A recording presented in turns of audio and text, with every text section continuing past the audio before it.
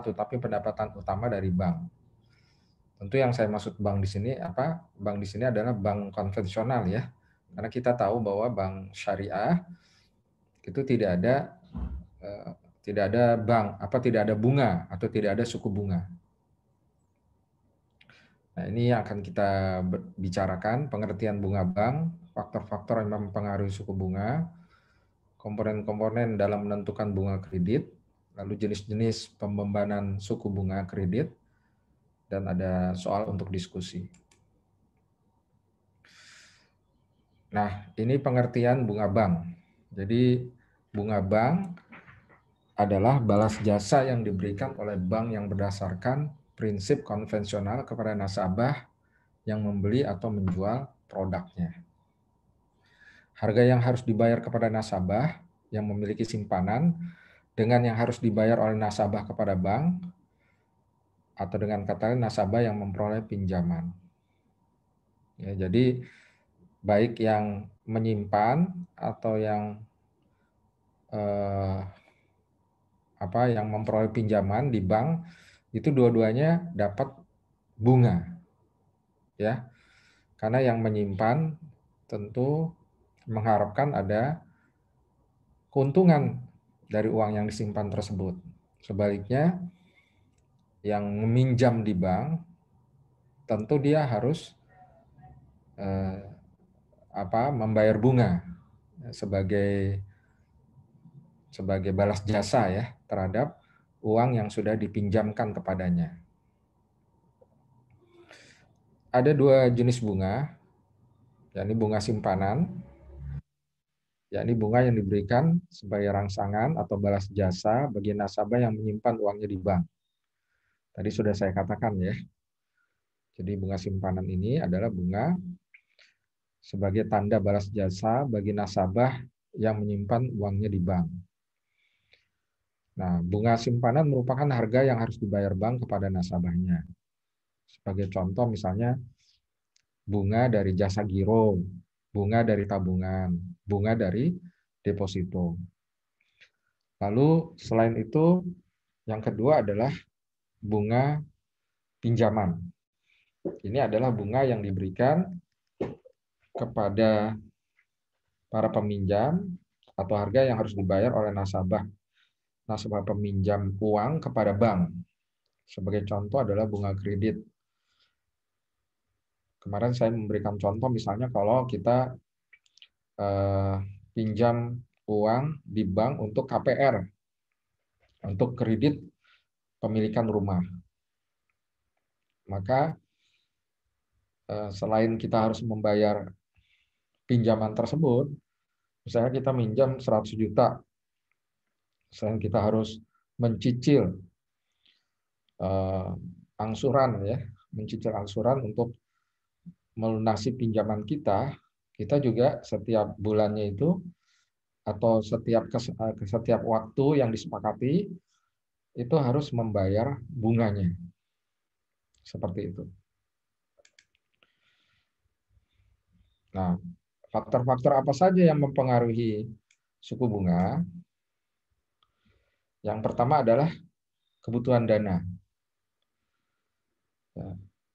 Apabila bank kekurangan dana, nah ini kaidahnya ya, apabila bank kekurangan dana, maka bank akan meningkatkan suku bunga pinjaman.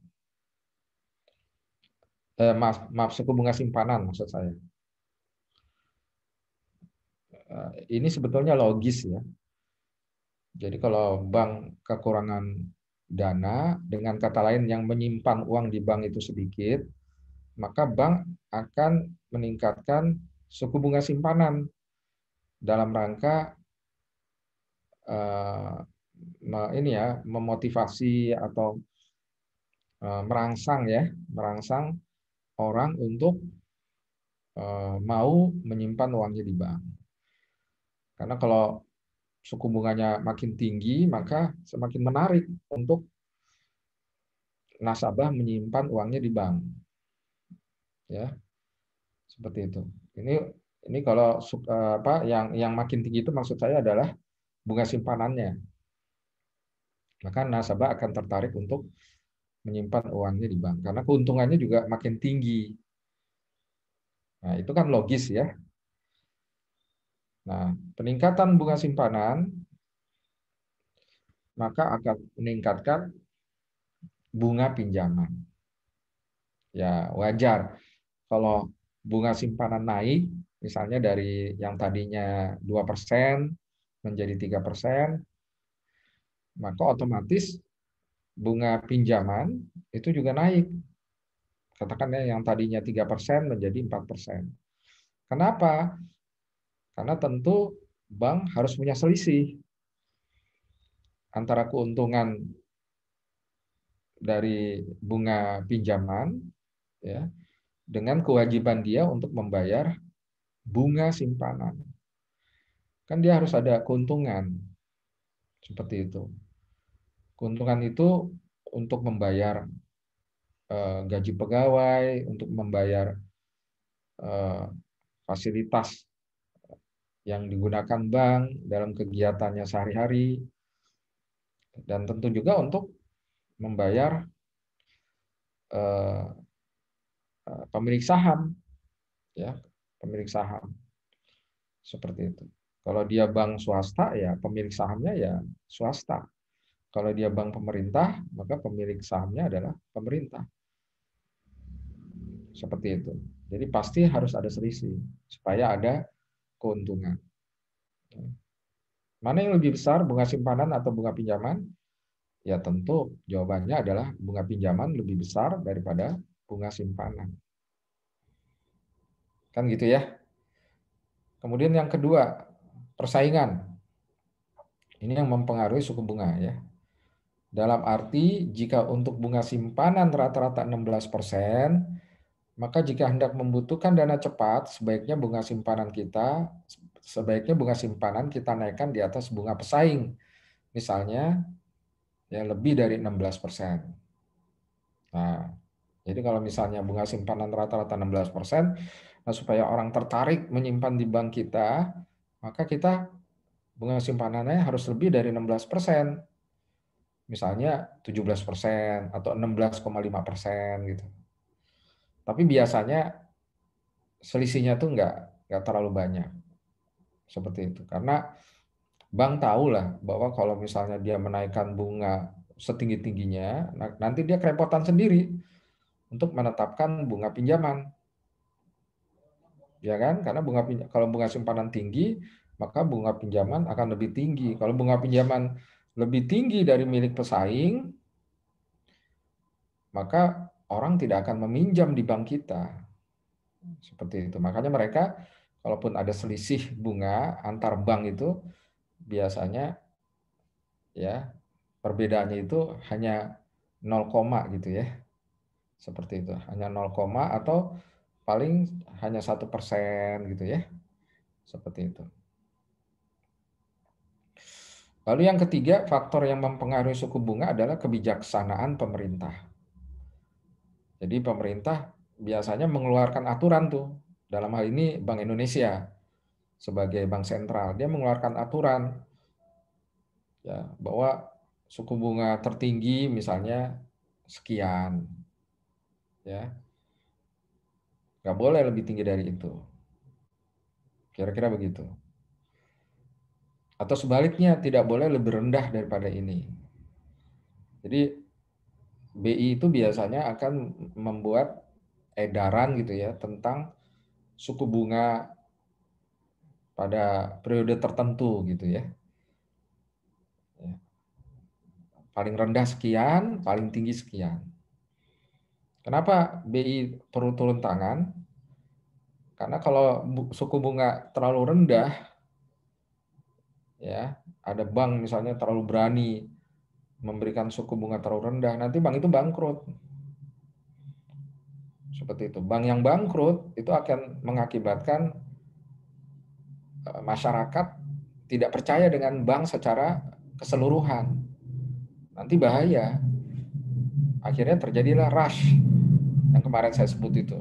Orang berbondong-bondong mengambil uangnya di bank. Dan yang terjadi adalah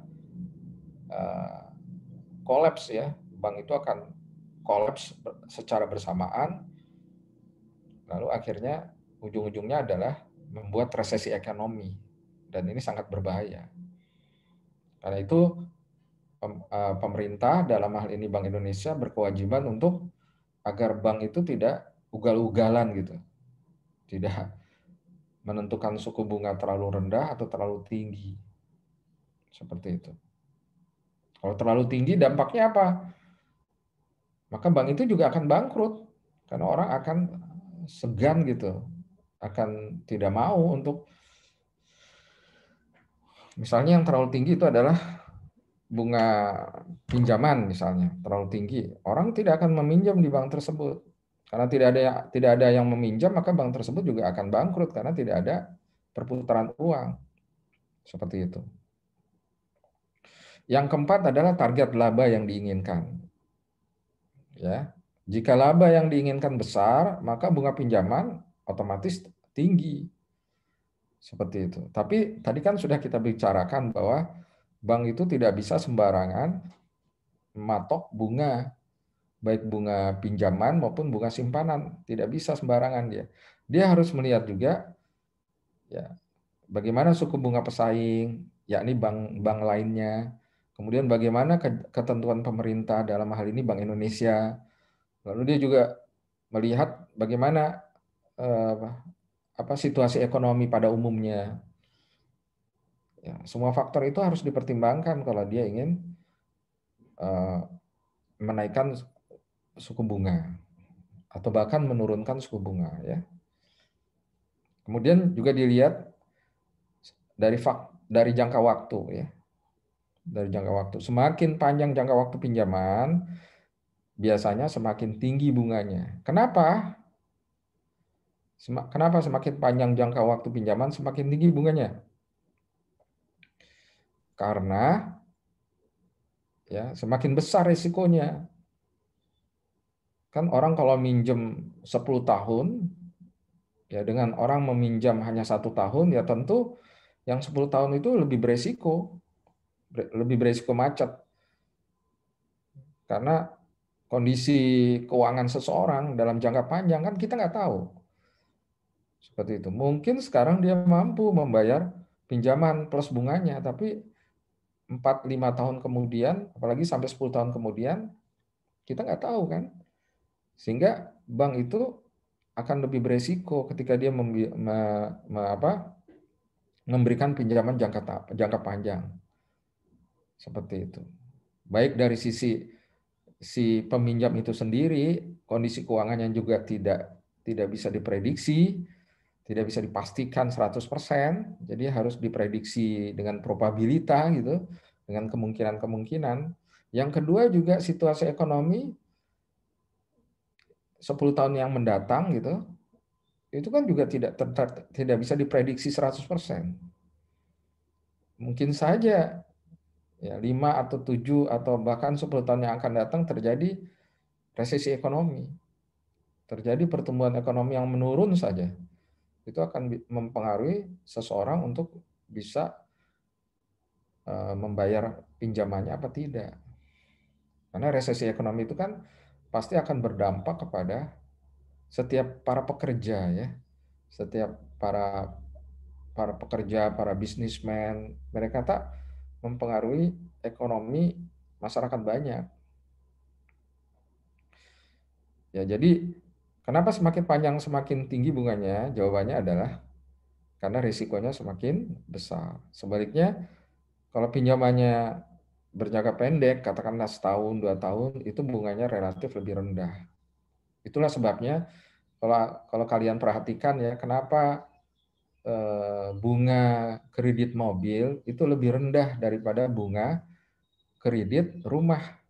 Karena kredit rumah itu biasanya jangka panjang. Kenapa jangka panjang? Karena harga rumah itu lebih mahal daripada mobil. Rumah itu bisa 1 miliar, 2 miliar. Sedang mobil ratusan juta. Seperti itu. Walaupun memang ada mobil yang harganya fantastis ya. Misalnya 1 miliar atau 2 miliar, tapi kan yang membeli mobil tersebut biasanya orang-orang kaya, dan biasanya mereka tuh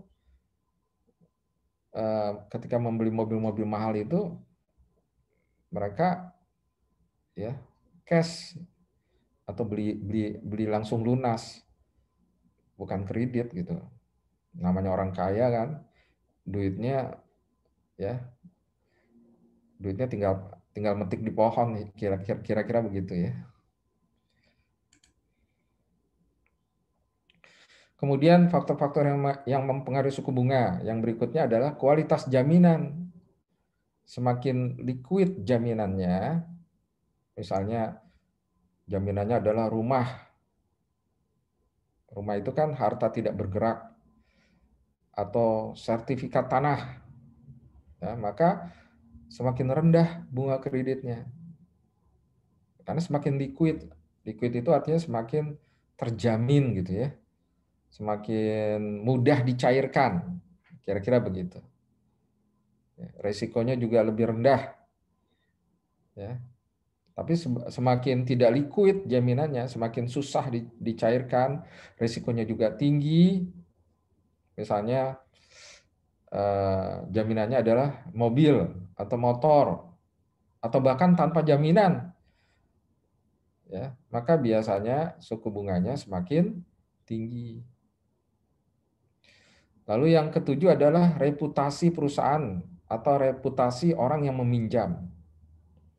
Semakin reputasinya baik, ya, semakin bonafiditas, ya, debitur orang yang meminjam, maka semakin rendah suku bunganya. Sebaliknya semakin tidak ter tidak apa ya, tidak terverifikasi ya,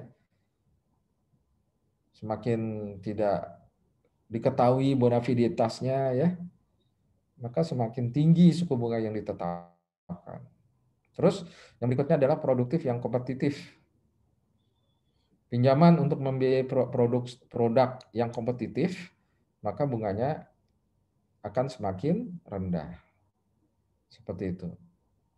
Jadi misalnya bunga untuk pinjaman modal usaha itu bunganya relatif rendah dibandingkan dengan bunga untuk pinjaman konsumtif, untuk membeli membeli mobil misalnya, untuk membeli barang-barang kebutuhan rumah tangga, kulkas misalnya, atau AC.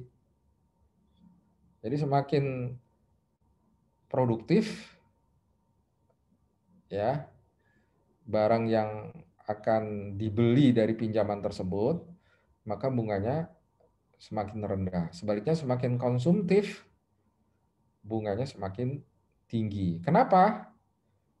Karena kalau barangnya produktif, ya, barang itu bisa menghasilkan uang, maka risikonya juga semakin kecil. Nah, ini balik-balik lagi ke masalah risiko. Sebaliknya kalau barangnya konsumtif, tidak menghasilkan uang, barang tersebut hanya dipakai terus gitu ya, tapi bukan barang yang bisa menghasilkan uang lagi, maka barang tersebut beresiko karena mungkin bisa cepat rusak, seperti itu. Dan juga ya itu tadi, tidak menghasilkan uang. Kalau dijual juga lebih murah. Kan kalian tahu lah bahwa sebuah barang yang produktif itu harganya semakin lama semakin tinggi. Sebaliknya sebuah barang yang konsumtif itu harganya semakin lama semakin rendah. Misalnya kita jual mobil, itu makin lama tahunnya, itu makin rendah harganya. Nggak ada tuh kamusnya sebuah mobil jadi investasi gitu. Mobil biasa ya, kecuali mobil-mobil koleksi gitu ya. Tapi mobil-mobil biasa itu harganya pasti turun dari tahun ke tahun. Karena itu barang konsumtif. Sebaliknya harga tanah itu pasti naik dari tahun ke tahun. Atau rumah ya, itu pasti naik karena barang tersebut adalah barang yang dianggap ya produktif, artinya dengan kita punya rumah, punya tanah gitu ya, itu barang tersebut akan terus ada seperti itu, akan terus dibutuhkan orang, dan resikonya juga kecil untuk hilang atau untuk rusak. Kira-kira gitu. Lalu yang ke-9, faktor yang mempengaruhi suku bunga adalah hubungan yang baik. Biasanya bank menggolongkan nasabahnya antara nasabah utama atau primer dan nasabah biasa atau sekunder. Debitur nasabah utama diberikan bunga yang lebih rendah dengan nasabah biasa. Nah, ini wajar ya tadi, karena ada reputasi, karena kenal gitu ya. Maka semakin dikenal, semakin dipercaya, semakin dianggap nasabah primer atau utama, maka semakin rendah suku bunganya. Lalu yang ke-10 adalah jaminan pihak ketiga. Apabila pihak yang memberikan jaminan itu bonafit, baik dari segi kemampuan membayar, nama baik maupun loyalitasnya terhadap bank, maka bunga yang dibebankan pun berbeda. Ya, misalnya sebuah perusahaan atau seorang pengusaha, ya, dia menjaminkan banknya itu pinjamannya, dia menjaminkan pinjamannya itu dengan mereferensikannya kepada perusahaan lain yang lebih besar daripada perusahaannya. Seperti ini. Kan ketika kita menulis formulir pinjaman, ya, kalau kalian pernah meminjam itu pasti biasanya itu kita disuruh menulis ya semacam formulir data-data gitu. Nah, di antara data-data itu kita juga diminta data tentang orang yang kita kenal, ya, pihak ketiga yang kita percaya dan kita anggap bisa menjadi jaminan pihak ketiga kita kalau terjadi apa-apa. Seperti itu. Nah, ketika kita tulis namanya atau nama perusahaannya, lalu bank mengecek gitu ya, atau tahu bahwa orang tersebut adalah orang yang bonafit, ya, orang yang kaya misalnya dan berintegritas, maka bank akan lebih yakin, lebih percaya untuk memberikan pinjaman. Kemudian yang berikutnya komponen dalam menentukan bunga kredit. Seperti itu. Bunga kredit adalah bunga pinjaman ya. Seperti itu. Yang pertama adalah total biaya dana atau cost of fund. Merupakan total bunga yang dikeluarkan oleh bank untuk memperoleh dana simpanan baik dalam bentuk simpanan giro, tabungan maupun deposito. Jadi sebelum menentukan bunga pinjaman atau bunga kredit, ya, komponen lain yang harus diperhatikan oleh bank adalah juga cost of fund, total biaya, ya, total bunga ya, total bunga. Jadi total bunga untuk membayar bunga simpanan itu berapa? Karena ini kan yang harus dibayar oleh bank, ya kan? Bunga simpanan ini harus dibayar oleh bank, sehingga dari pengetahuan terhadap total jumlah bunga simpanan, lalu bank bisa menentukan total bunga kredit atau bunga kredit rata-ratanya itu berapa. Yang tentu tadi sudah saya katakan, pasti bunga kredit itu lebih tinggi daripada bunga simpanan. Lalu juga dilihat juga biaya operasi, biaya sehari-hari ya, biaya overhead dari bank tersebut berapa untuk membayar gaji, biaya administrasi, biaya pemeliharaan, dan biaya lain-lainnya. Kira-kira berapa? Tentu ini harus diperhitungkan ya, karena gaji pegawai bank itu atau biaya administrasi dan biaya lain-lain dari bank itu diambil dari mana? Dari selisih antara bunga simpanan dengan bunga pinjaman. Kemudian yang ketiga adalah cadangan resiko kredit macet. Ya, bank juga harus memperhitungkan kira-kira kredit macet tahun ini itu kira-kira berapa. Ya, dan dia harus memiliki cadangan uang untuk bisa menutupi kerugian tersebut. Karena kredit macet itu kan kerugian. Ya, dan dia harus menutupi itu. Makanya dia harus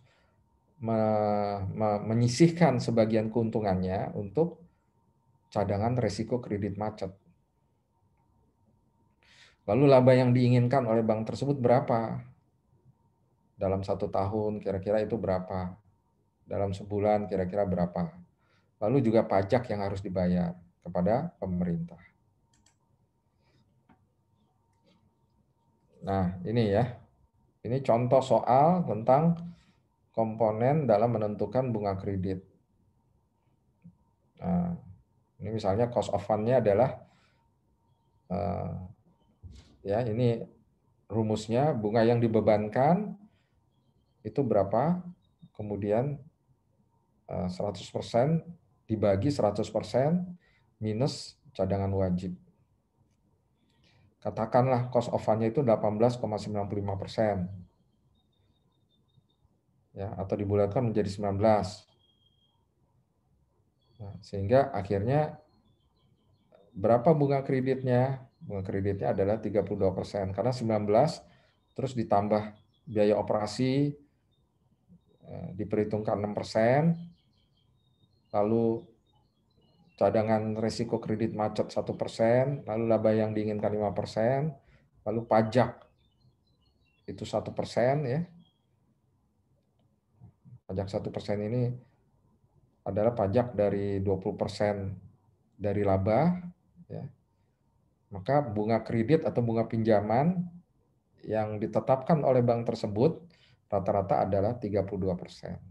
Jadi kalau ada yang mau minjem uang di bank tersebut, maka bunganya 32% dalam setahun, ya. Misalnya begitu. Nah, kemudian kita lihat di sini adalah jenis-jenis pembebanan suku bunga kredit. Yang pertama adalah jenis sliding rate. Jadi bagaimana suku bunga pinjaman atau kredit ini ditetapkan? Yang pertama, metodenya adalah sliding rate, yakni pembebanan bunga setiap bulan, dihitung dari sisa pinjamannya. Sehingga jumlah bunga yang dibayar nasabah setiap bulan menurun seiring dengan turunnya pokok pinjaman. Bisa dipahami ya? Jadi pembebanan bunga dalam setiap bulannya dihitung dari sisa pinjamannya. Kalau sisa pinjamannya kan sisa pinjaman itu berkurang dari waktu ke waktu, ya, karena kan dilunasi gitu kan, seperti itu. Nah, dari pokok pinjaman yang terus menurun itu, dari situlah ya, dihitung bunganya. Misalnya bunganya 2%, ya, dari pokok pinjaman, ya dikalikan aja. Pokok pinjamannya turun terus kan. Misalnya bulan ini pokok pinjamannya katakanlah 100 juta, ya. Kemudian bulan depan karena dilunasi pokok pinjamannya turun lagi menjadi 90 juta misalnya. 90 juta kali 2%. Nanti turun lagi 80 juta kali 2% pada bulan berikutnya. Nanti turun lagi bulan berikutnya 70 juta kali 2%. Itu kira-kira contoh sliding rate. Ya. Nah, kemudian pembayaran pokok pinjaman setiap bulan sama. Iya, ya, pembayaran pokok pinjaman sama. Cicilan nasabah atau pokok pinjaman ditambah otomatis dibulankan semakin menurun, ya kan? Biasanya digunakan untuk kredit sektor produktif, ya. Nah, yang untuk sektor konsumtif seperti mobil atau beli AC tadi ya, atau beli kulkas, maka biasanya bank menggunakan sistem kredit flat rate, yakni pembebanan bunga setiap bulan tetap dari jumlah peminjamannya. Nah, ini menghitungnya sebetulnya lebih mudah, tapi sebetulnya lebih merugikan ya. Seperti itu. Flat rate ini sebetulnya menguntungkan bank, tapi merugikan nasabah. Nasabah lebih tinggi ya, dia harus membayar pinjaman plus bunganya. Ya. Jadi pembebanan bunga setiap bulan tetap dari jumlah pinjamannya. Pokok pinjaman setiap bulan juga dibayar sama. Seperti itu. Ya, cicilan setiap bulan sama sampai kredit tersebut lunas. Jadi maksudnya kalau misalnya kita dari bulan pertama itu ya bayar bunga plus pinjaman kita itu 4 juta katakanlah. Setiap bulan kita bayar 4 juta. Itu sampai kreditnya selesai, katakanlah 4 tahun gitu, ya 4 juta terus. 4 juta, 4 juta, 4 juta, 4 juta, 4 juta. Kira-kira begitu. Ya, seperti itu.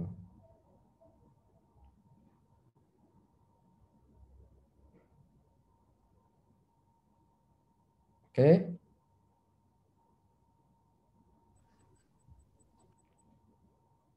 Ya, sebaliknya kalau sliding rate, ya teman-teman bisa lihat di sini cicilan nasabah, yakni pokok pinjaman ditambah bunga, otomatis dari bulan ke bulan semakin menurun.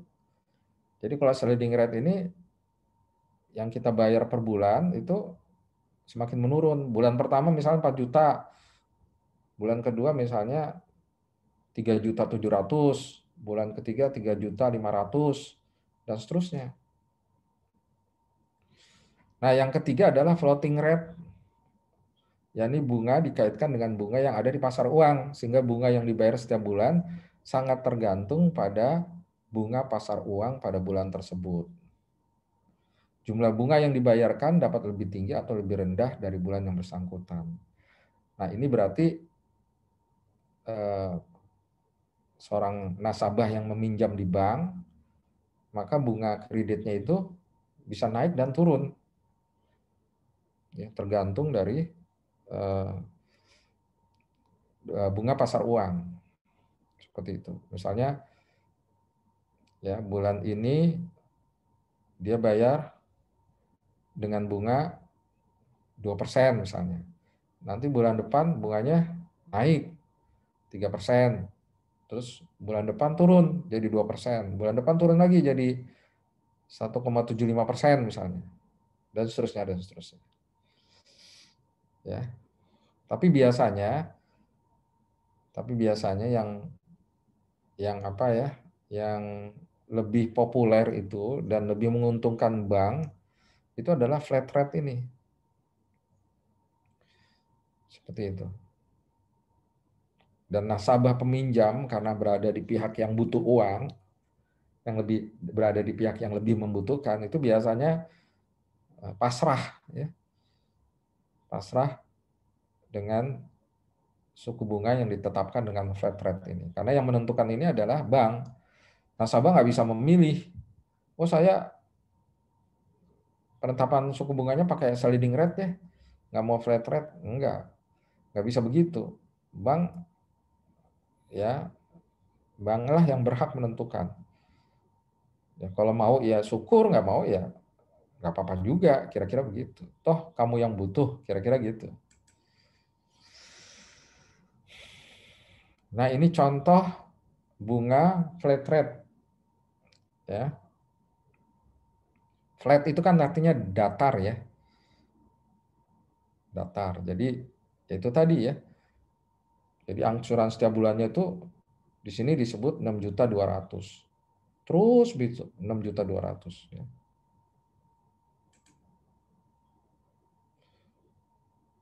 Nah, ini kira-kira gitu. Tuh, jadi rata semuanya. Padahal ini kan sebetulnya merugikan nasabah karena dia setiap bulan itu harus tetap membayar pokok pinjaman yang sama. Maaf, maksud saya kan nasabah itu kan sebetulnya sisa pinjamannya berkurang ini kan. Ini kan di sini dilihat berkurang kan, dari tadinya 55 juta misalnya menjadi 50 juta, 40. Tapi ternyata dia harus tetap membayar dengan besaran yang sama, angsurannya segini juga, seperti itu. Dan ini memang ya sesuatu yang sekali lagi merugikan nasabah. Ini contohnya misalnya di bulan ke-12 saja, sisa pinjamannya sudah nol ini. Tapi dia tetap harus membayar. Nah, ini contoh aja. Contoh sederhana betapa ya memang agak merugikan dari pihak nasabah. Seperti itu. Dan kadangkala bank itu ini ya tidak transparan gitu. Tidak transparan untuk menyampaikan hal ini. Seperti itu. Apalagi terhadap orang yang tidak berpendidikan, yang awam gitu. Mereka akan percaya aja gitu atau akan pasrah aja. Seperti itu, karena mereka sedang butuh duit. Seperti itu. Makanya bank konvensional itu atau bank dengan sistem bunga itu ya kemudian dikritik ya, dikritik hanya untuk mencari keuntungan yang besar dan merugikan nasabah. Lalu akhirnya adalah lahir bank alternatif yang disebut dengan bank syariah tadi. Walaupun penjelasan saya kemarin, bank syariah juga ternyata di banyak negara termasuk di Indonesia itu patokannya adalah suku bunga. Tapi mereka punya cara perhitungan yang sedikit berbeda ya. Di sini dijelaskan apa tidak ya? Nanti kita lihat slide berikutnya. Menarik itu kalau kita mau berbicara tentang bank syariah ya. Bukan karena itu adalah bank muslim ya, bank Islam bukan. Tapi bank syariah itu sebetulnya bank umum dengan metode yang berbeda dengan bank konvensional. Sebutannya aja bank konvensional. Bank konvensional itu kan bank yang lebih dulu ada ya. Lalu ketika orang melihat bahwa praktek bank itu banyak merugikan nasabah, lalu mereka membuat sistem perbankan yang lebih menguntungkan untuk nasabah. Dengan kata lain, win-win solution. Sama-sama menguntungkan lah. Nasabah tidak terlalu banyak dirugikan. Lalu muncullah bank syariah yang makin lama sekarang makin populer. Ya. Pak, mau tanya Pak. Ya, silakan. Tadi kan Bapak waktu di awal udah kayak nyinggung tentang KPR syariah kan, Pak. Nah, Betul. yang apa sih Pak perbedaan KPR syariah sama yang konvensional? Itu aja sih Pak.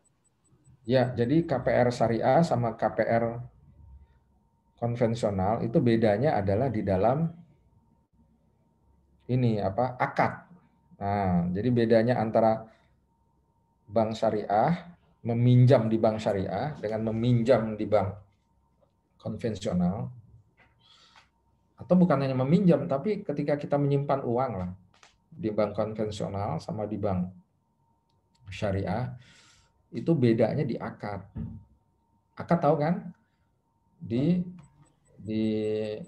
MOU ya, di surat perjanjian, di kontrak perjanjiannya. Nah, kalau bank syariah itu akadnya, akad untuk meminjam KPR misalnya, meminjam KPR rumah ya, tentu KPR kan untuk rumah ya, itu bukan meminjam Jadi bukannya bank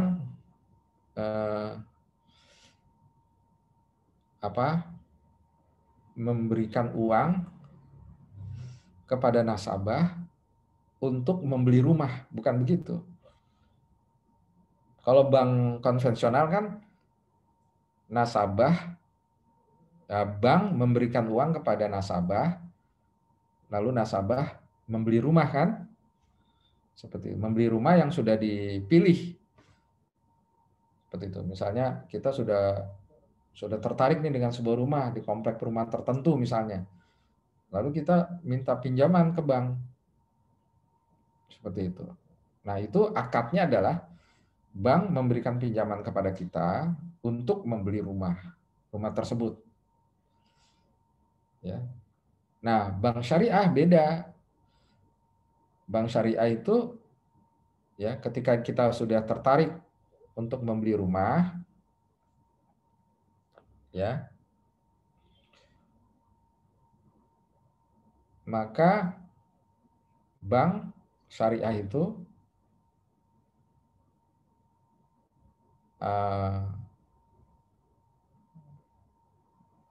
membeli rumah tersebut.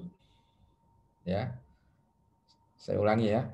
Maka bank tersebut, bank syariah tersebut membeli rumah tersebut. Seperti itu. Membeli rumah tersebut, lalu rumah tersebut diberikan kepada kita. Ya, diberikan kepada kita. Ya, lalu kita mencicil membayar rumah tersebut di bank. Sepintas sih hampir sama, tapi sebetulnya beda. Ya, itu disebut dengan sistem ya pinjaman syariahnya disebut dengan sistem murabaha ya.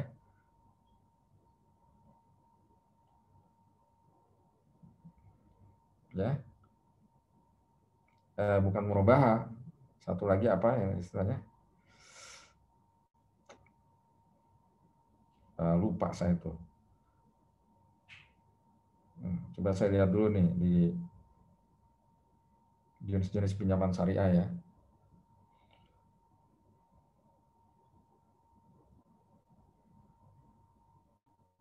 Ada sebetulnya di slide yang lain.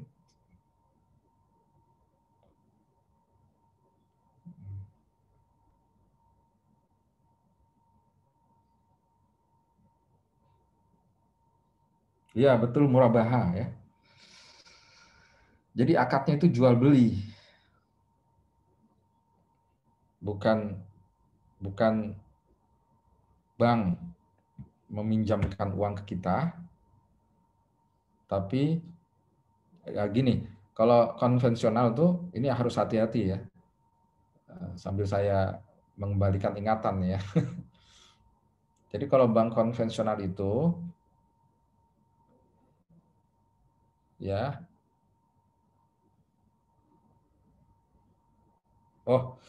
terbalik ya, saya terbalik. Jadi gini, kalau bank konvensional itu menganggap rumah yang kita beli itu adalah milik bank. Ya, lalu kita mencicil ke bank untuk melunasi rumah tersebut. Selama belum lunas, maka rumah tersebut masih milik bank. Itu bank konvensional. Ya. Jadi bank terbalik jadinya. Bank membeli rumah tersebut, ya itu bank konvensional. Lalu rumah tersebut kita lunasi. Selama belum lunas, maka rumah tersebut masih milik bank. Itu konvensional. Ya. Tapi kalau yang murabaha, rumah tersebut sudah milik kita. Ya. Jadi rumah tersebut sudah milik kita, sudah diberikan bank kepada kita, dan kita melunasinya dan melunasinya dan memberikan balas jasa, memberikan bagi hasil ya kepada bank syariah, karena dia sudah memberikan kita memberikan kita rumah cash gitu ya. Maka sebagai balas jasanya ya kita perlu membayar pokok pinjaman ditambah dengan uang jasa itu. Uang jasa karena kita sudah memiliki rumah tersebut sebelum waktunya kan. Karena kita sebetulnya kan nggak bisa beli rumah tersebut. Tapi dikasih oleh bank syariah, ya, lalu bank syariah meminta kita untuk membayar harga rumah tersebut plus bagi hasil ya, atau balas jasa seperti itu. Jadi secara prinsip sebetulnya beda. Ya tadi itu ya, bahwa rumah tersebut milik siapa selama proses pembayaran angsuran. Ya, seperti itu. Kalau bank konvensional menganggap rumah tersebut milik bank. Dan kita membayar, mencicil ya harga rumah tersebut plus bunga. Ya, kalau bank syariah, rumah tersebut milik nasabah. Dan kita membayar harga rumah tersebut plus mereka tidak mau disebut bunga. Ya, kalau bunga syariah, bank syariah itu nggak mau menyebut bunga karena bunga itu haram kan dalam Islam. Nah, mereka menyebutnya dengan bagi hasil, ya, atau jasa ya, jasa, balas jasa. Kira-kira begitu. Tapi sebagaimana yang tadi saya katakan, biasanya bank syariah ya itu menetapkan besaran bagi hasil itu berdasarkan suku bunga secara umum. Ya, misalnya bunga KPR 14% setahun. Nah, biasanya bagi hasil KPR atau balas jasa atau biaya jasa KPR itu juga ya mendekati 14% itu. Ya, misalnya 13,7 misalnya. Atau bahkan 14%, atau bahkan lebih tinggi, 14,2 misalnya. Seperti itu. Ya. Karena bank syariah yang ada di dunia ini, ya mereka kan juga harus memperhitungkan apa ya, pertumbuhan ekonomi secara umum seperti itu. Dan karena ekonomi dunia masih dikuasai oleh bank-bank konvensional, ya dengan cara itu tadi ya, kebijakan suku bunga, maka mau nggak mau bank syariah yang lebih kecil pengaruhnya itu akan mengikuti perkembangan pertumbuhan ekonomi, atau dengan kata mengikuti perkembangan ekonomi naik turunnya itu berdasarkan apa yang disetir ya oleh bank konvensional. Mereka belum berani gitu melepaskan diri dari 100% dari sistem ekonomi konvensional yang bertumpu pada bank tadi. Karena dunia ini kan dikuasai oleh ekonomi konvensional ya, ekonomi berdasarkan bunga. Seperti itu. Mungkin suatu ketika bank syariah ini semakin lama semakin banyak, ya, seperti itu, di setiap negara misalnya, atau di sebuah negara, mereka akan semakin berani itu untuk mandiri, seperti itu ya, untuk independen, termasuk ketika menentukan suku bunga, menentukan bagi hasil tadi, ya, yang tidak lagi patokannya pada suku bunga, tapi berdasarkan perhitungan-perhitungan ekonomi tersendiri, ya, yang lebih sesuai dengan syariat Islam dalam hal ini. Bagus pertanyaannya. Kira-kira itu ya jawabannya ya. Tadi siapa? Nomor berapa? Imam, Pak, absen 8. Arsenal. Bisa dipahami nggak Imam? Bisa, Pak? Ya, kalau memang masalah bank ini dan lembaga keuangan ini memang apa ya harus harus dialami ya kalau mau kita lebih memahaminya. Kita perlu punya pengalaman berhubungan dengan bank, pernah nyimpan uang di bank, pernah pinjam uang di bank, ya. Kita akan lebih mudah itu memahami. Tapi kalau belum pernah berhubungan sama bank ya kita hanya membayangkan saja. Dan membayangkan itu kan lebih sulit. Ya, lebih sulit dipahami daripada orang yang sudah pernah mengalaminya langsung. Nah, ini perhitungan dengan sliding rate ini. Ya, teman-teman bisa melihat ya. Ya, angsurannya itu berubah-ubah. Ya, ini nih lihat ya. Makin lama makin menurun dan ini lebih adil bagi nasabah sebetulnya. Walaupun kalau teman-teman perhatikan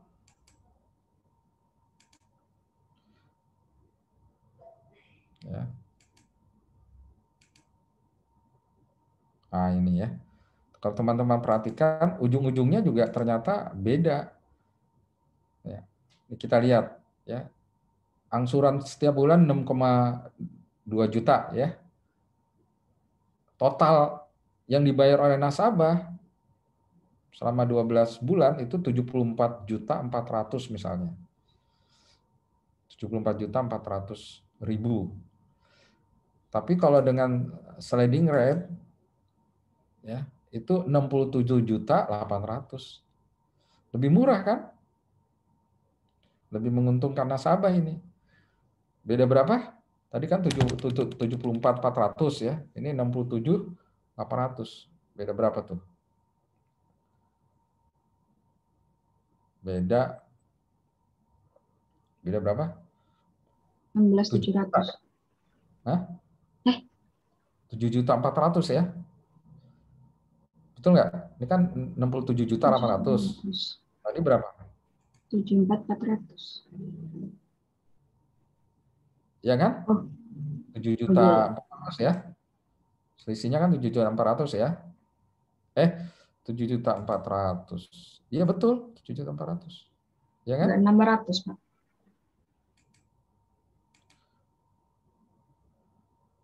6.600.000.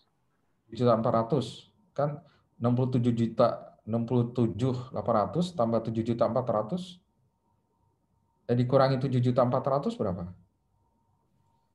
6.600.000. 6.600.000. 600, Pak. 6.600.000 ya. Oh ya, 6.600.000. Jadi ternyata ini lebih murah sliding rate ini. Iya enggak?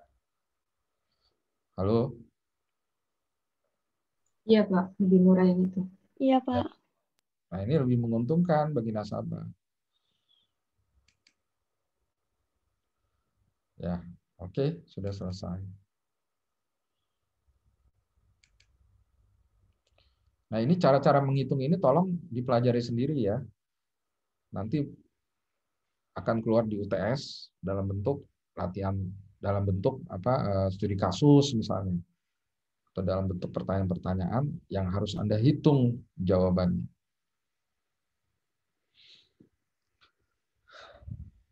Ya, kalau Anda perhatikan sliding rate itu lebih rumit untuk menghitung uh,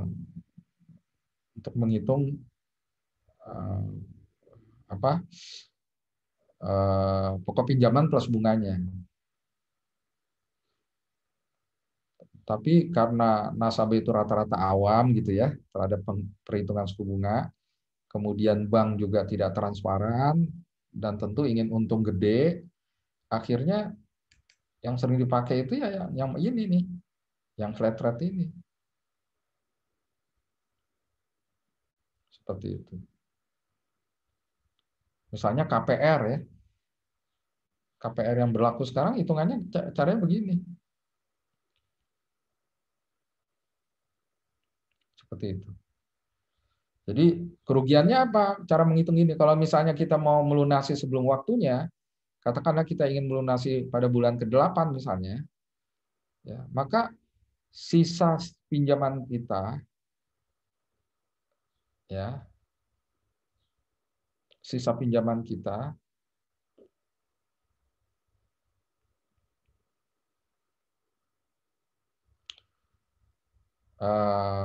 saya ulangi ya. Jadi kalau kita ingin melunasi sebelum waktunya, ya, katakanlah bulan ke-8, kan kita kena penalti itu istilahnya ya, kena denda. Ya, karena melanggar kesepakatan, melanggar kontrak. Kontraknya kan 12 bulan. Ternyata kita melunasinya sebelum waktunya 8 bulan. Ya, maka bank itu kan akan mengalami kerugian karena dia sudah memprediksi akan mendapatkan keuntungan bunga setiap bulannya sekian kan. Kalau dilunasi sebelum waktunya kan dia akan merugi, akan mengalami kerugian potensial ya dari bunga yang harusnya dia dapatkan, tapi dia tidak mendapatkan. Nah makanya di dalam bank konvensional itu ada istilah penalti bagi nasabah yang melunasi sebelum waktunya. Seperti itu.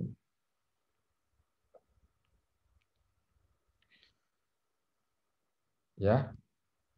Nah, sebaliknya, ini kelebihan bunga kelebihan bank syariah. Kalau bank syariah tidak mengenal ada istilah penalti atau denda bagi yang melunasi sebelum waktunya, itu nggak ada dia. Seperti itu. Karena bagi bank syariah itu haram. Karena mereka tidak mengalami kerugian. Ya. Yang dihitung oleh bank konvensional itu kan kerugian potensial. Paham nggak kerugian potensial? Jadi prediksi keuntungan yang mestinya mereka dapatkan tapi tidak dapatkan. Sehingga mereka merasa merugi. Padahal sebetulnya mereka nggak rugi secara real ya. Hanya prediksi keuntungan di masa datang aja yang hilang. Nah, di dalam bank syariah itu tidak boleh. Ya, jadi kerugian potensial ya itu tidak boleh dibebankan kepada nasabah. Karena bank syariah itu kan landasannya hukum Islam ya, hukum Islam. Jadi dia tidak bisa seenaknya gitu untuk membuat aturan, harus sesuai dengan hukum Islam. Nah, di dalam hukum Islam itu tidak boleh ya. Seperti itu. Tidak boleh mengenakan kepada nasabah kerugian potensial tadi. Ya. Contoh lain misalnya perbedaan bank konvensional sama bank syariah itu adalah dalam dalam menanggung risiko kerugian. Kalau bank konvensional itu nggak mau menanggung risiko kerugian. Misalnya, ya saya minjem duit ke bank konvensional untuk usaha, lalu saya bangkrut. Bank nggak peduli, dia akan tetap menuntut kita untuk membayar pinjaman plus bunganya. Walaupun saya sudah jelaskan, usaha saya sudah rugi, saya tidak bisa lagi mendapatkan keuntungan dari usaha tersebut, atau bahkan usaha saya sudah tutup, sudah bangkrut. Dari mana saya mau bayar pinjaman plus bunganya? Padahal ya usaha saya udah bangkrut. Bank nggak peduli, kamu harus tetap bayar. Nah itulah kejamnya ya dalam tanda kutip sistem bunga. Nah di dalam bank syariah nggak bisa begitu. Nggak nggak diperbolehkan. Jadi kalau bank syariah itu untung sama-sama, ya, bank konvensional ya. Kalau bank konvensional itu untung sama-sama, rugi urusan kamu, urusan nasabah. Pokoknya saya harus untung. Tapi kalau bank syariah itu konsepnya, konsep dasarnya adalah rugi sama-sama, untung sama-sama, rugi sama-sama. Seperti itu. Kalau kamu untung, kamu bisa bayar bunga plus bagi hasil, kamu bisa membayar pinjaman plus bagi hasil, ya silakan. Tapi kalau ternyata usaha kamu bangkrut, kamu nggak bisa membayar, ya saya juga tahu diri, saya tidak akan menuntut kamu untuk membayar, karena kamu rugi, ya. Apalagi kerugian kamu tuh rasional, bisa dipertanggungjawabkan. Kira-kira begitu.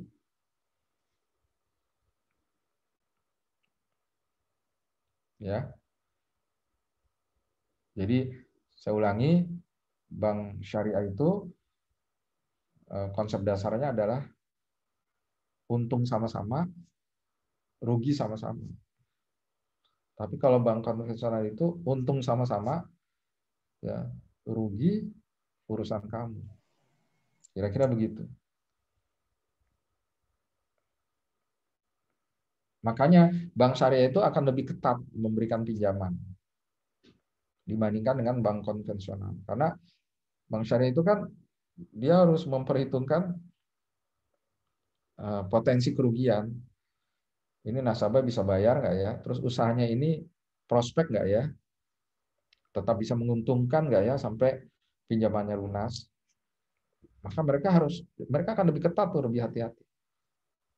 Kalau bank konvensional karena rugi itu urusan kamu, mereka bukan biasanya ya, mereka akan lebih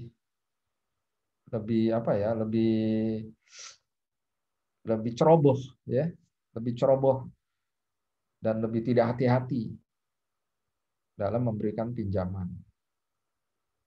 Seperti itu. Maka tingkat kredit macet di bank konvensional itu biasanya lebih tinggi daripada tingkat kredit macet di bank syariah. Karena bank syariah itu sudah memfilter ya nasabah peminjamnya itu dengan lebih ketat.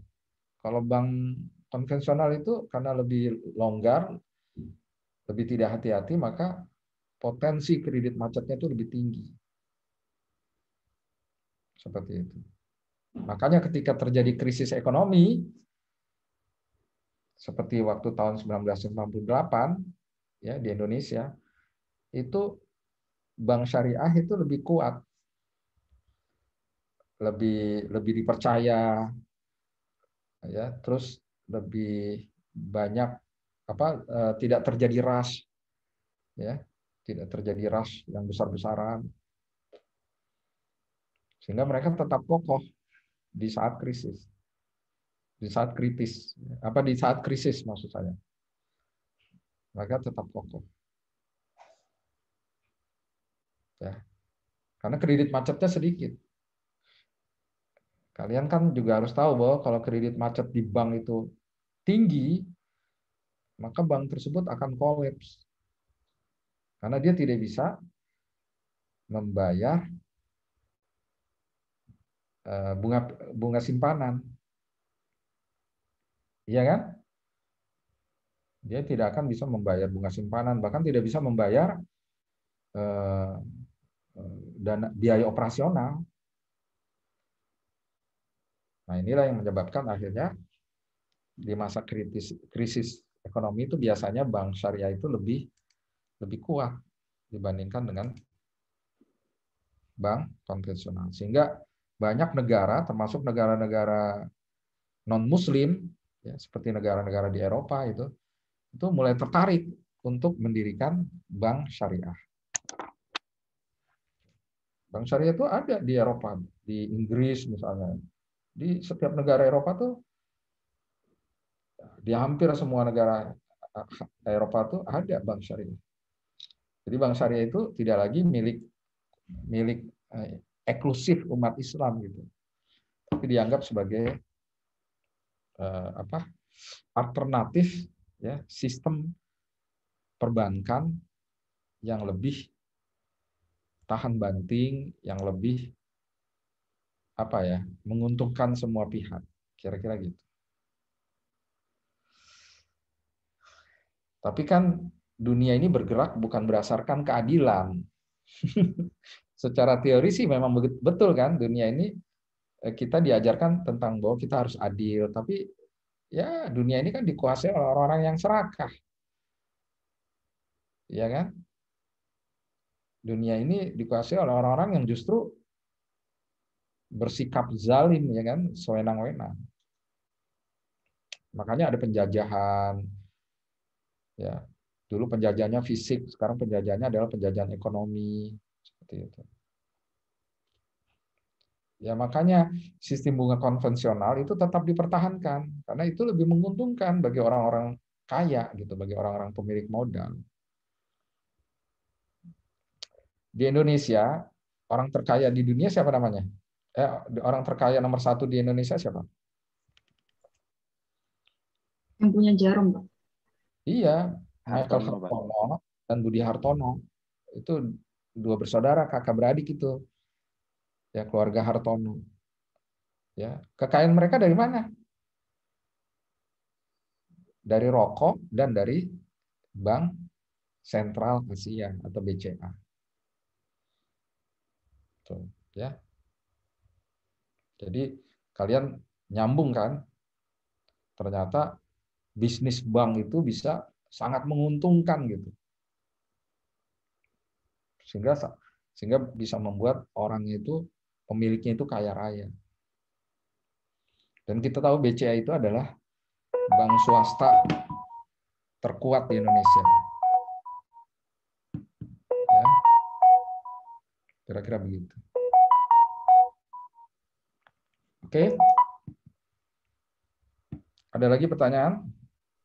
Mau bertanya, Pak, Ya.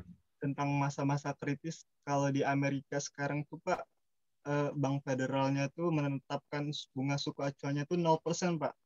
Kalau ditetapkan di Indonesia juga, Pak, kira-kira gimana, Pak, menurut Bapak? Jadi gini ya, ini juga bagus, menarik. Orang Amerika itu sistem ekonominya jauh lebih demokratis, jauh lebih adil ya sistem ekonomi di Amerika. Karena sistem ekonomi di Amerika kan dibangun udah ratusan tahun. Mereka kan merdeka sudah ratusan tahun. Dari tahun 1700-an kan. Saat kan kemerdekaan Amerika 1 Juli ya. 1 Juli 1700 berapa gitu kan. Seperti itu. Indonesia baru merdeka berapa tahun? Dari tahun 45 sampai sekarang. Ya, baru 76 tahun. Sehingga sistem ekonomi Indonesia, bukan hanya sistem ekonomi ya, sistem politik Indonesia juga masih mencari bentuk. Termasuk lebih luas lagi adalah sistem demokrasi ekonomi, demokrasi politik, itu masih mencari bentuk. Lebih jauh lagi, ya, di Indonesia ini banyak orang yang tadi itu yang mementingkan dirinya sendiri. Seperti itu. Termasuk banknya. Banknya itu nggak mau rugi gitu. Nggak mau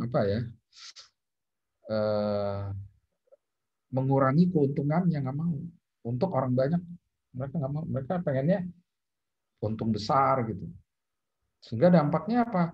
Suku bunga di Indonesia itu, ini bukan saya ngomong, Bank Indonesia sendiri pernah ngomel-ngomel itu sama bank-bank ya, baik swasta maupun pemerintah di Indonesia. Karena mereka sulit diatur, disuruh turun suku bunga nggak turun-turun gitu. Seperti itu. Ya. ya akhirnya yang terjadi adalah ya itu tadi ya, suku bunganya mestinya harusnya turun, nggak turun-turun gitu.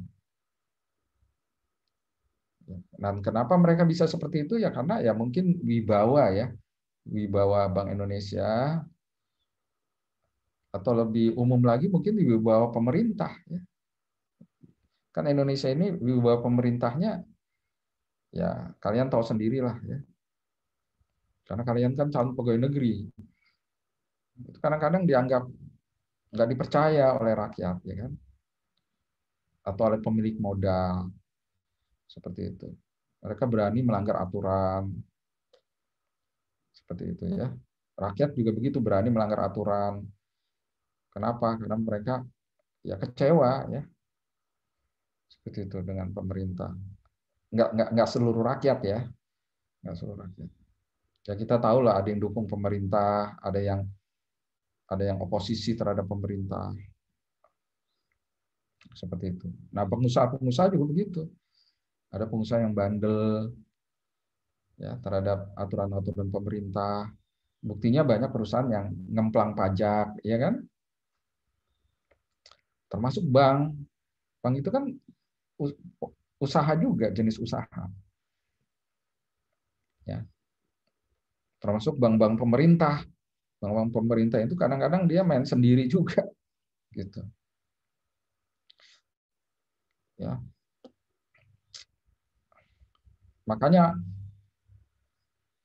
pegawai bank itu, apalagi pejabat bank ya, misalnya direktur bank gitu, itu gajinya gila-gilaan, fantastis ya, seperti itu. Ya karena mereka keuntungannya besar, seperti itu.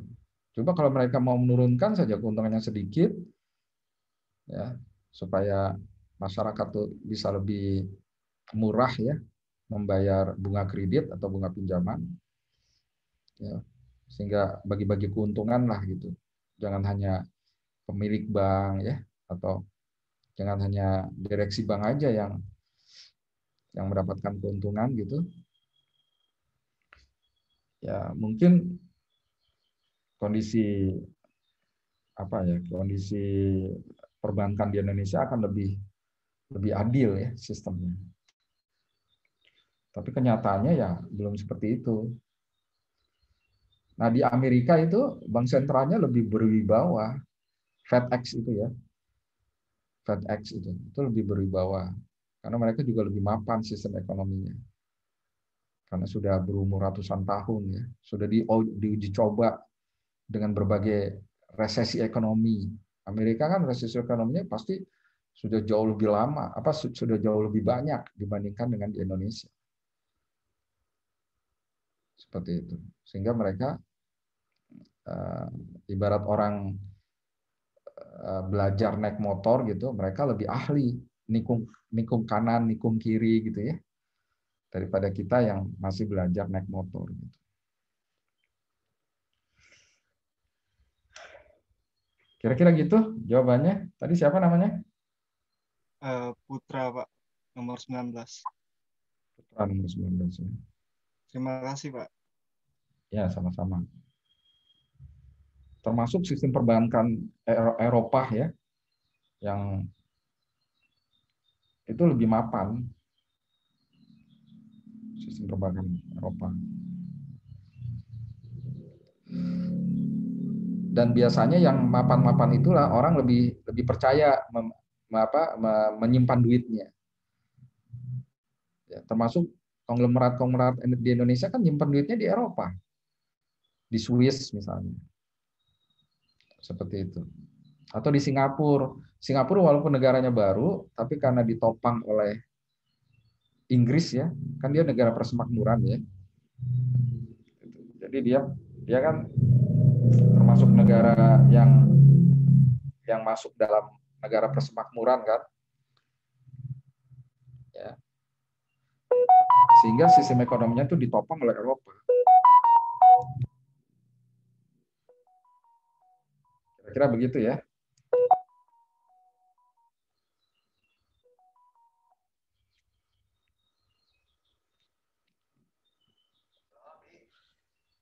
Sebentar ya, Abi lagi kuliah.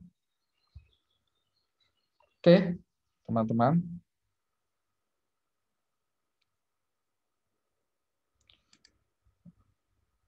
Ada lagi pertanyaan?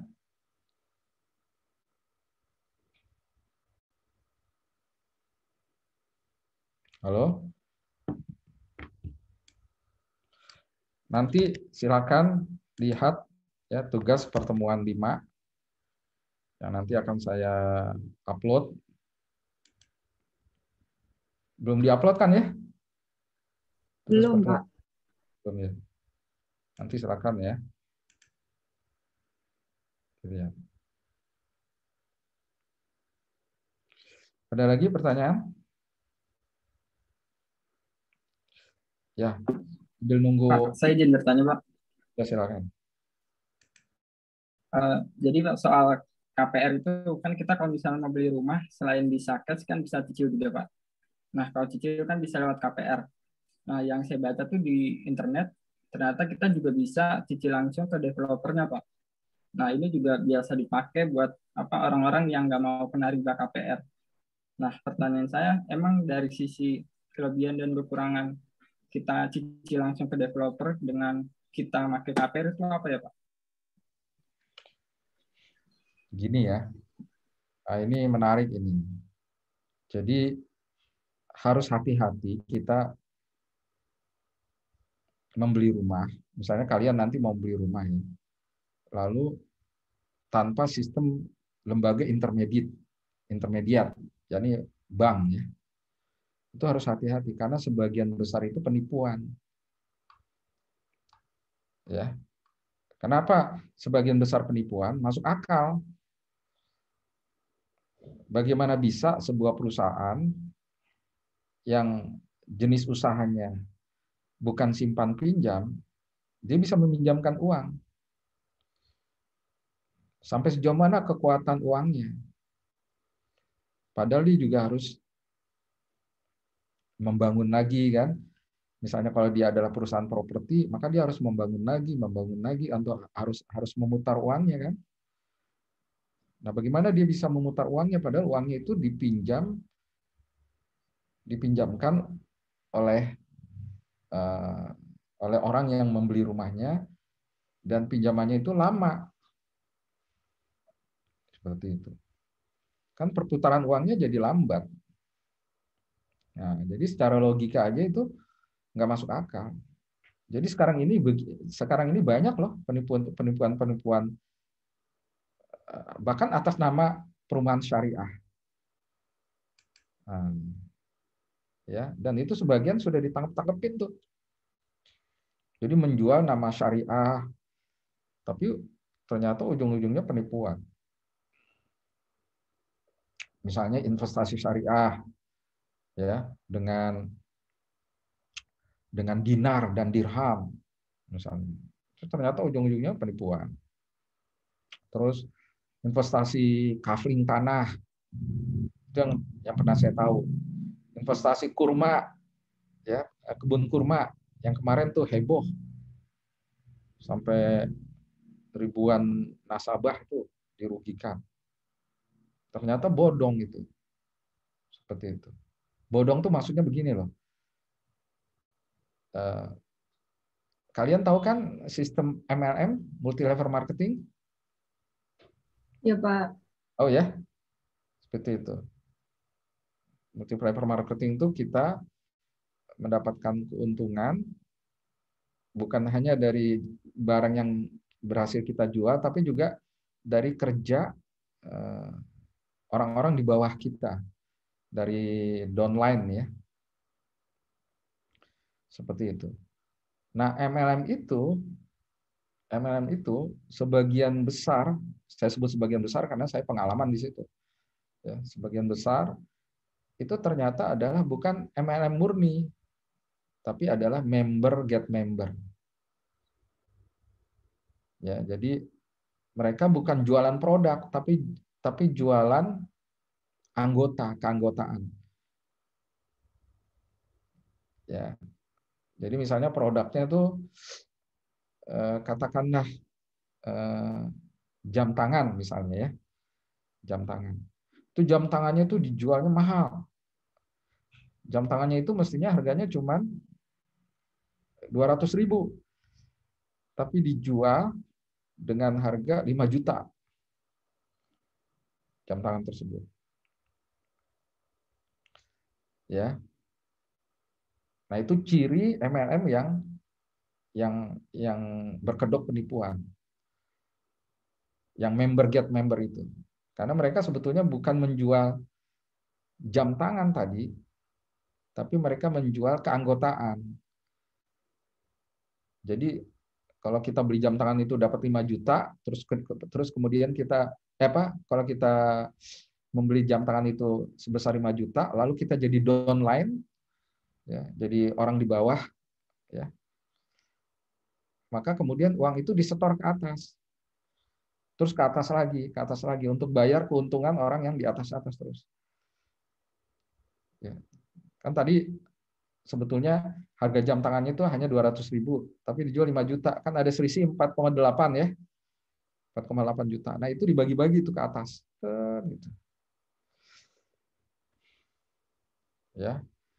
Nah, selama ada downline terus turun gitu ke bawah, itu nggak akan terjadi masalah. Tapi ketika downline-nya berhenti, mati, ya, jadi tidak menjadi sebuah segitiga sama sisi, tapi kemudian ya kan downline-nya makin lama makin berkurang sehingga akhirnya ya semakin seperti segitiga, seperti gentong gitu ya, atau bahkan seperti segitiga terbalik, itu pasti perusahaan itu ya, atau merek dagang MLM tersebut bangkrut.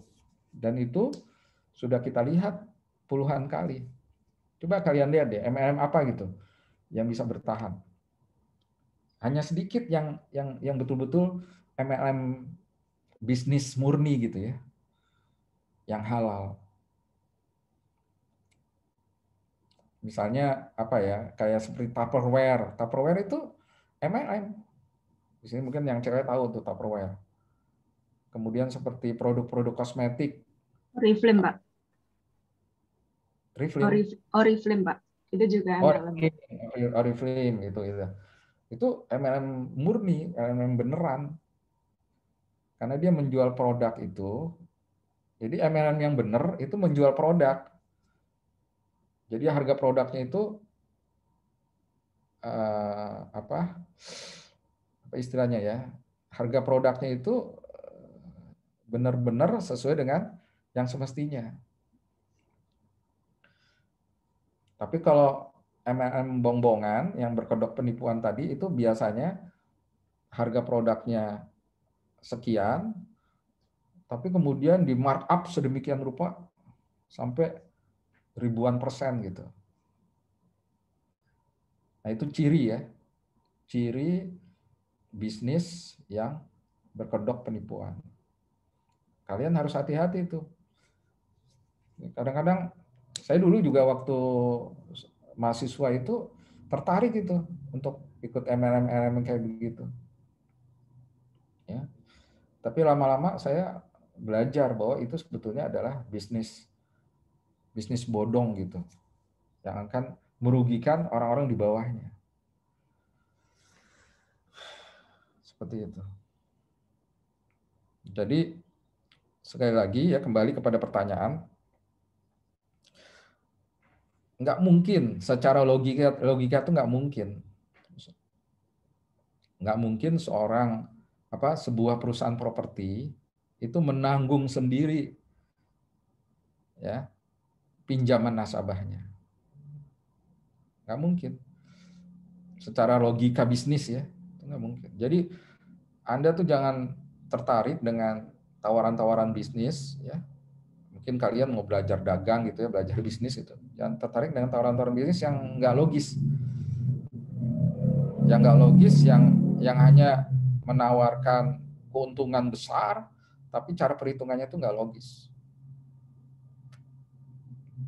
Ya, termasuk tadi itu beli rumah, tapi kemudian si perusahaannya itu sendiri yang menanggung pinjaman kita. Nggak logis karena dia ya itu tadi ya, dia kan kalau orang meminjam dia harus menerima simpanan kan? Halo. Iya, Pak. Ya kan bank gitu kan? Iya, Pak. Kenapa dia bisa meminjam? Karena dia menerima simpanan. Nah, kalau perusahaan properti dia meminjam properti yang tadi disebutkan ya, dia meminjamkan uangnya supaya kita bisa beli rumahnya. Tapi kan dia nggak menerima simpanan. Terus dari mana dia akan memperoleh keuntungan? Pasti itu rumah bodong. Seperti itu. Rumah bodong itu maksudnya ya rumahnya nggak ada gitu.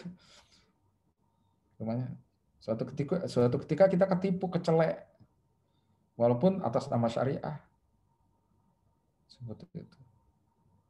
Biasanya tuh mereka metodenya tuh ya kita disuruh dulu bayar.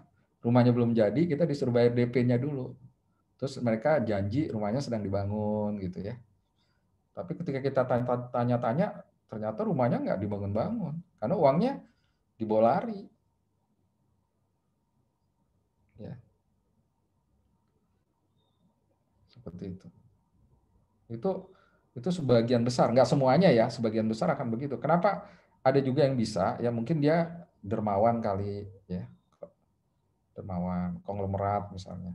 Mungkin ada gitu. Ya. Tapi secara logika bisnis nggak mungkin ada orang bisa meminjamkan uang ya kalau dia tidak menerima simpanan uang. Makanya di sini dibutuhkan apa tadi? Bank ya sebagai lembaga perantara, lembaga intermediate. Intermediate itu kan artinya lembaga perantara. Leasing ya. Kalian pernah dengar istilah leasing?